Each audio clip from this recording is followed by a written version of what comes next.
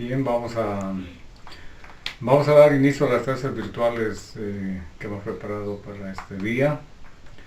Antes de dar inicio, como siempre, un saludo a todas las personas que me están viendo y esperando que estas clases virtuales sean de provecho y de agrado para la mayoría. El tema que vamos a tocar está dirigido para estudiantes de sexto de secundaria y el tema en particular es un capítulo importante de la matemática, el cual es geometría analítica. Este capítulo de geometría analítica va a ser importante cuando el estudiante esté desarrollando sus clases a nivel universitario, porque la materia de cálculo 1 es importante, especialmente los primeros semestres. Entonces el objetivo del mismo es para que todo aquel estudiante que desee prepararse tenga los elementos importantes para poder iniciar su camino posterior. Bien, la geometría analítica, vamos a definirlos, como pueden ver, geometría, y es una palabra utilizada en estudios primarios. Geometría se ha estudiado cuando se analizaba el círculo, el cuadrado, el triángulo, ¿no? Otras figuras también geométricas. Sin embargo, esa geometría que ustedes han conocido ahora se vincula con la palabra analítica. La palabra analítica simplemente es vincular, unir esa geometría plana euclidiana que han estudiado, unirlo con el poder que constituye el álgebra. Por lo tanto, siempre vamos a empezar por una definición. Aquí vamos a ver la definición de geometría analítica y pues definimos la geometría analítica como esa rama de la matemática, ¿no? Es la rama de la matemática que estudia la geometría plana o euclidiana utilizando como herramienta gráfica los ejes cartesianos. Vamos a dibujar los ejes cartesianos y como herramienta deductiva de análisis el álgebra. Por lo tanto, unimos la geometría plana y unimos el álgebra, aparece una rama de la matemática, el cual es la geometría analítica. Entonces, es importante su definición rigurosa y por lo tanto vamos a iniciar en ese sentido. Ahora vamos a hacer uso de la pizarra. Lo importante que tiene que saber el estudiante es que cuando usamos el plano cartesiano, los dos ejes, la unión de los dos ejes X y Y, ¿verdad? Uno es horizontal y el otro vertical. Recordemos que simplemente es una visión para el estudio, porque en realidad nuestros antiguos matemáticos, desde la Grecia, la geometría lo estudiaban en el piso, en el plano, por eso se llama geometría plana. En realidad, hoy nosotros deberíamos estar estudiando la geometría en el piso, en el plano, pero eso sería un poco difícil de realizarlo por el inconveniente de, bueno, tenemos aulas de 30, 40 estudiantes y estudiar en el piso siempre trae su dificultad. Por eso vamos a suponer que ese piso lo estamos subiendo a la pizarra, pero no significa que el eje Y sea vertical. En realidad no, el eje Z va a ser el vertical. Aquí solamente vamos a tener una representación, lo mismo que fuese el plano. Vamos a imaginar que la pizarra es como una alfombra que lo hemos subido a esa parte. Bien, voy a dibujar entonces acá una línea. Aquí voy a dibujar. Aquí tengo la línea, esta es una línea vertical y una línea horizontal. Esto es considerado el eje cartesiano. El eje cartesiano es un regalo, un obsequio que nos ha dado un gran matemático, René Descartes. René Descartes, pues también que se lo estudia en la filosofía, es el eje cartesiano. El eje cartesiano simplemente son dos líneas que se unen en un punto, ¿sí? El cual, el que parece vertical, pero que ya les dije que es el piso, es el eje Y, el de ordenadas, y el eje X de abscisas, el eje X de abscisas. Bien, el estudio de la geometría empieza con algo muy sencillo, que es con un punto. Vamos a ver acá. como pueden ver, este es un punto. Pero también puedo poner otro punto. Entonces, la geometría analítica me va a vincular lo siguiente. Este punto en el plano cartesiano, tengo que poder encontrar su ubicación. Por eso utiliza las coordenadas cartesianas. Entonces, prolongamos, ¿sí? Como es el eje X, esto va a tener una medida que se va a llamar X sub 1. Y también va a tener su correspondencia en el punto Y sub 1. Por lo tanto, este punto que hemos encontrado, que puedo indicar que sea el punto sub 1, va a tener coordenadas acá, el punto sub 1, coordenadas X sub 1, Y sub 1. El punto 1, por lo tanto, sus coordenadas van a ser X sub 1 y Y sub 1. Este punto tiene un orden. Si ustedes se fijan acá, tenemos un elemento, dos elementos. Por lo tanto, esto se llama una relación biunívoca. Biunívoca. Biunívoca significa dos elementos que involucran solamente un solo punto. Entonces, por lo tanto, la relación biunívoca me está dando dos datos, pero que se van a convertir solamente en un solo punto. Ahora, el otro punto al azar que tenemos va a ser considerado un punto P sub 2.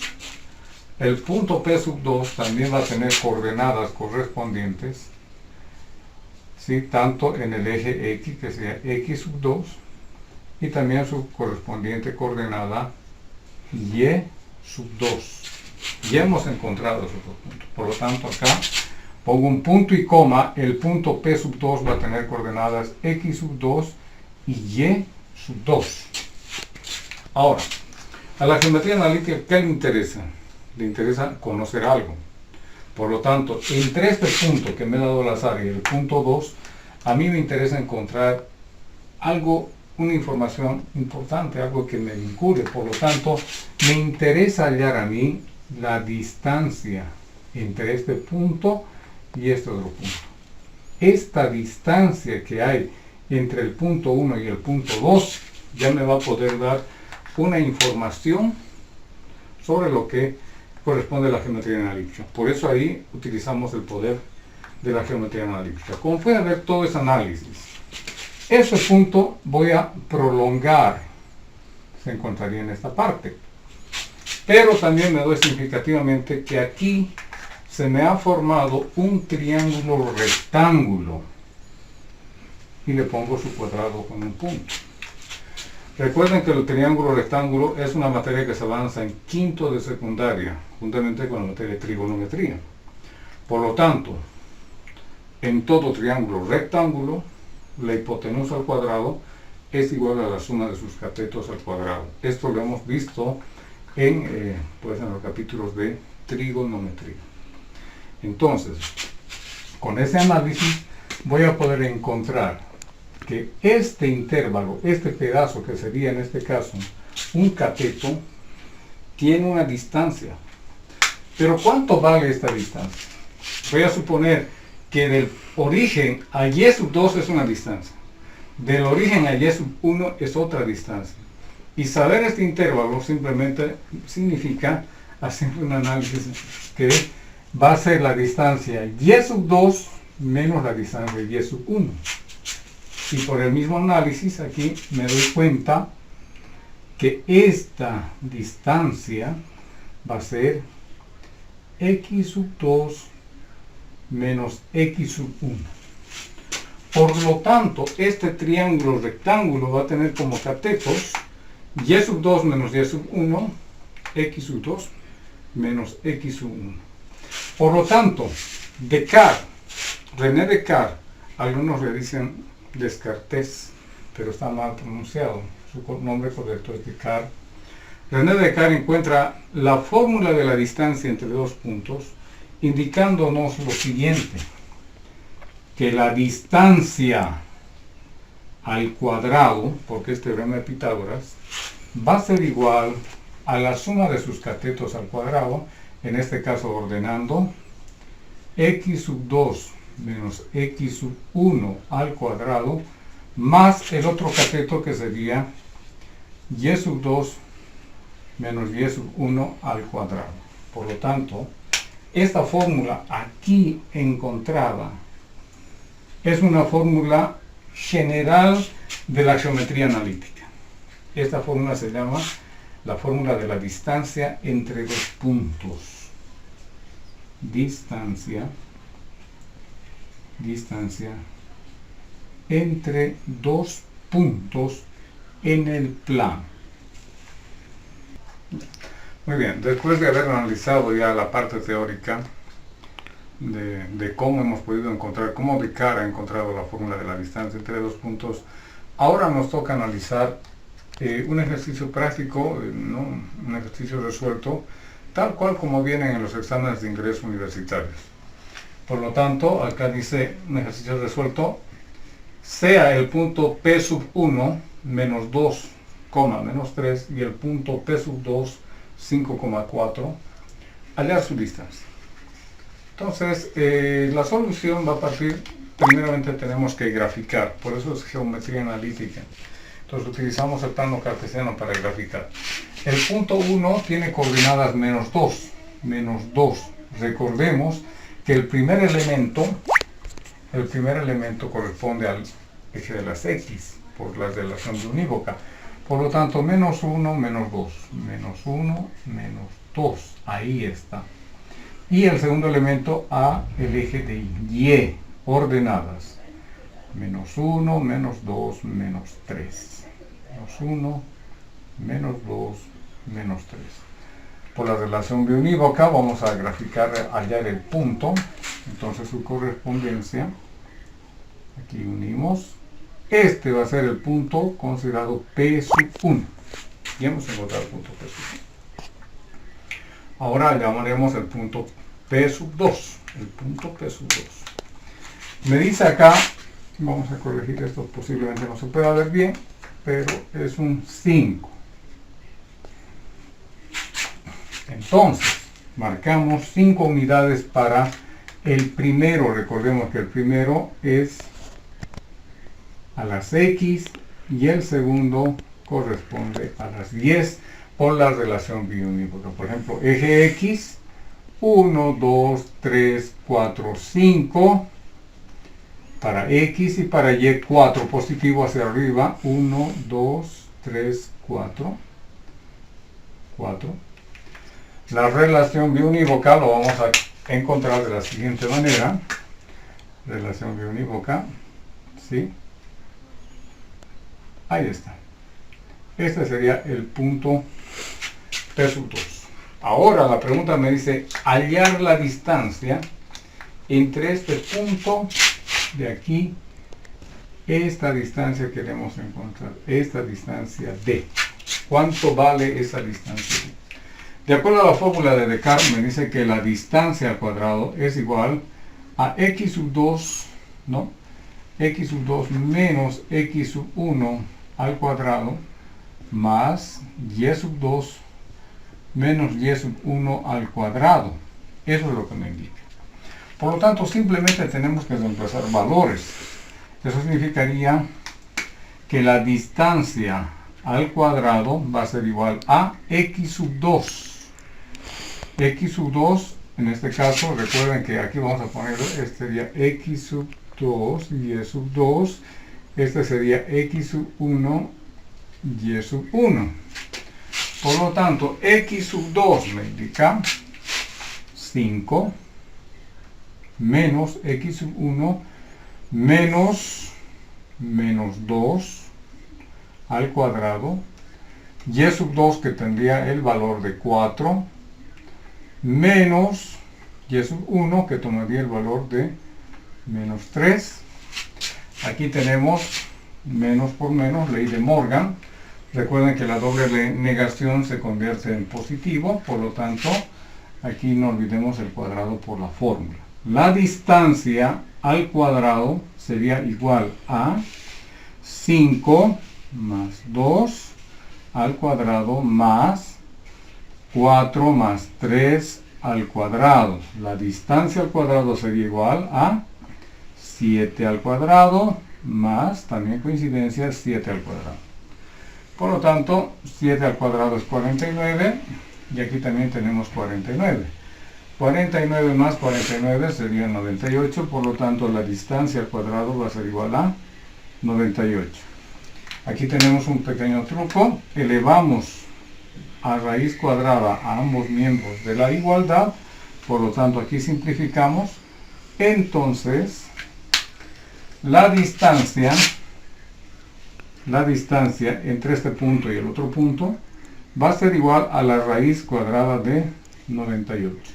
Sabemos que 98 es una aproximación a 100, por lo tanto la raíz cuadrada de 100 es 10, ¿no? Por un simple cálculo, en una aproximación va a ser algo de 9.90 y algo, ¿no? 9.9 en aproximación, así mental lo podemos encontrar.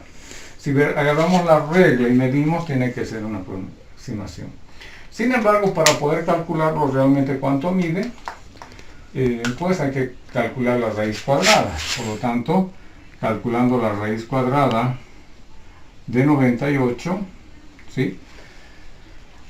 Bueno, es fácil. 9 al cuadrado es igual a 81. 9 por 9, 81. 81 va a ir a restar. 1 al 8, 7. 8 al 9, 1. ¿Sí? El 9 subimos acá. No hay nada más que bajar, por lo tanto colocamos la coma decimal. Aquí vamos a bajar el doble de 9, que sería 18. Dejo un espacio en blanco por un espacio en blanco para poder encontrar el resultado. Y en este otro lado vamos a bajar 2 ceros de acuerdo a la regla del cálculo de raíz cuadrada. Entonces, por aproximación, vamos a encontrar ahora lo siguiente. Aquí voy a tapar 2 dígitos, ¿sí? Fíjense acá, tengo 1, 8, un espacio en blanco. Recuerden bien las reglas, ¿no? Del redondeo, truncamiento y aproximación. Por lo tanto, si tapo 2 dígitos acá, ¿cuánto tengo? Muchos dirán 1. No es correcto. Si tapo 2 dígitos, tengo 2 en la aproximación. En la aproximación tengo 2. ¿Por qué? Porque al tapar acá, más o menos tendría 1.8. 1.8 sería un boliviano con 80 centavos en mi mente. Un boliviano con 80 se aproxima a 2, no se aproxima a 1. Por lo tanto, en la aproximación aquí tendría 2. ¿Qué número multiplicado por 2 se acercaría aquí a 17? ¿No? 9 por 2, 18. 8 por 2, 16 puede ser. Hay que probar. Entonces vamos a probar acá. Probaremos a ver, como habíamos dicho, con un 9. 9 por 9, 81. Llevamos 8. 9 por 8, 72. 72 más 8, 80. Seguimos llevando 8. 9 por 1, 9 más 1, 10 se pasa. Entonces no sería... Se pasa por muy poco prácticamente. Se pasa por muy poco. ¿No? Pero, a ver, tendremos esta cantidad. Esa cantidad, ¿qué va a suceder?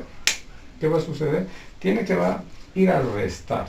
Por lo tanto, vamos a colocar esto acá. No es lo mismo, pero restamos. La resta lo vamos a hacer con sumas como tiene que ser. 1 al 10, 9. 1 al 10, 9. 10 más 1, 11 al 17, 6. Y por lo tanto 9,9, como habíamos calculado aproximadamente también de la forma mental. Ahora ustedes también pueden utilizar la calculadora, pero no es muy recomendable porque siempre es preferible hacer los cálculos manuales y mentales para ejercitar la mente. Ese sería el resultado para poder hallar. Esta es la forma que utiliza Descartes, pero también quiero decirles que en la vida real, en un examen, no se utiliza de esa manera. No se utiliza de esa manera. Lo utilizamos de otra manera, que también les voy a dar el truco justamente cómo se utiliza ya en un examen real, ¿sí? Porque si ustedes se dan cuenta, la incomodidad acá, la incomodidad me da x sub 2. X sub 2, tengo que ir aquí a buscar x sub 2. Del punto 2 vuelvo al punto 1. Esa es una incomodidad mental, un equilibrio. Entonces, en un examen real universitario, nadie va a utilizar esta forma, pero sí han practicado de esa forma.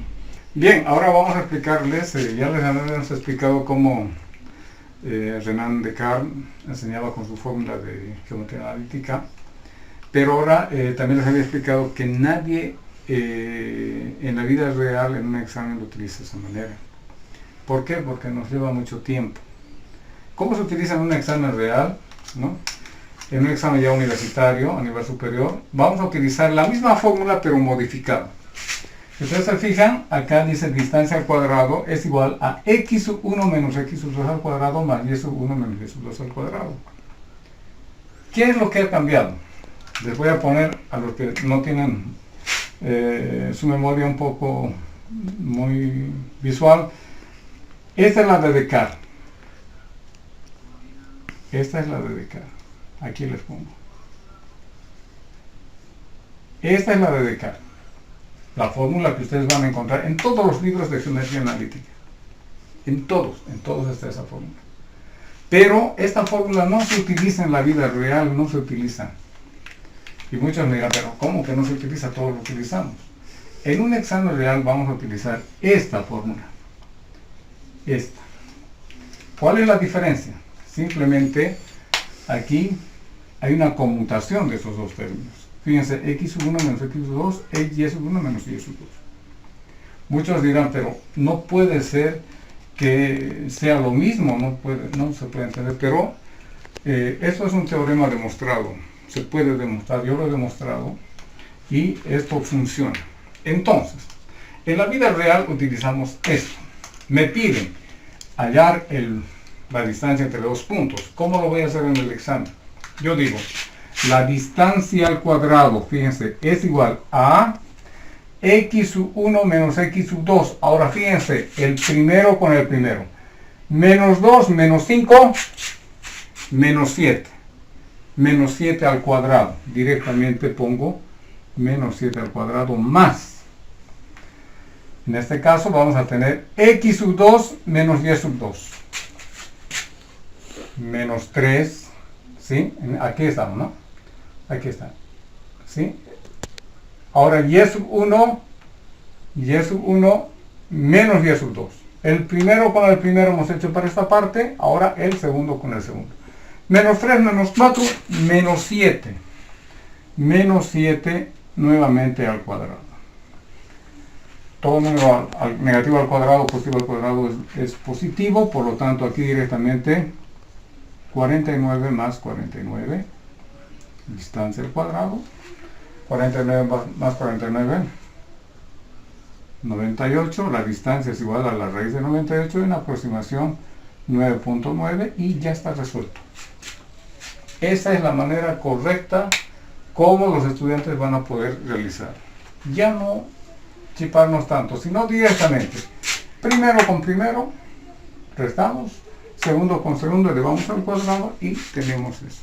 Entonces la clave sería este teorema, esta fórmula que ven acá, es también teorema de la distancia, que es una modificación a la de Descartes, pero que es la que se utiliza a nivel superior. Esa es la que se utiliza.